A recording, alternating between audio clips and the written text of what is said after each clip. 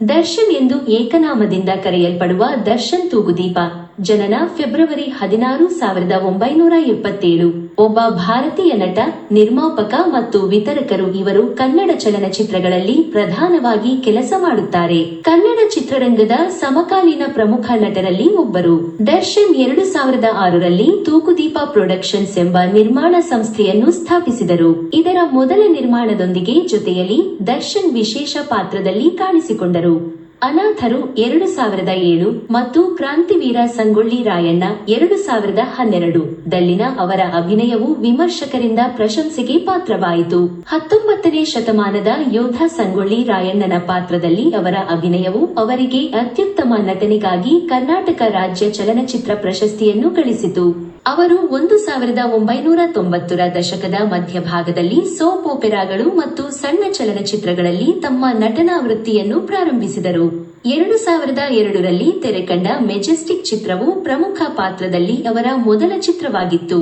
ಕರಿಯ 2003, ಕಲಾಸಿಪಾಳ್ಯ 2005, ಗಜ 2008, ನವಗ್ರಹ 2008, ಸಾರಥಿ 2011, ಬುಲ್ಬುಲ್ 2013, ಯಜಮಾನ 2019, ರಾಬರ್ಟ್ 2021, ಕಾಟೇರ 2023 ಮುಂತಾದ ವಾಣಿಜ್ಯಿಕವಾಗಿ ಯಶಸ್ವಿ ಚಿತ್ರಗಳಲ್ಲಿ ದರ್ಶನ್ ನಟಿಸಿದ್ದಾರೆ.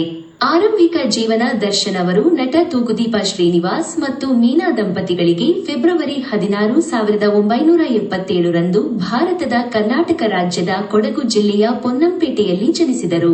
ಅವರ ಹುಟ್ಟಿನಿಂದಲೇ ಅವರಿಗೆ ಹೇಮಂತ್ ಕುಮಾರ್ ಎಂದು ಹೆಸರಿಡಲಾಯಿತು. ತೂಗುದೀಪ 1966ರ ಕನ್ನಡ ಚಲನಚಿತ್ರವಾಗಿದ್ದು, ಇದರಲ್ಲಿ ಶ್ರೀನಿವಾಸ್ ನಟಿಸಿ ಖ್ಯಾತಿಯನ್ನು ಗಳಿಸಿದರು. ಅದರ ನಂತರ ಅವರ ಹೆಸರಿಗೆ ಅಂಟಿಕೊಂಡಿತು.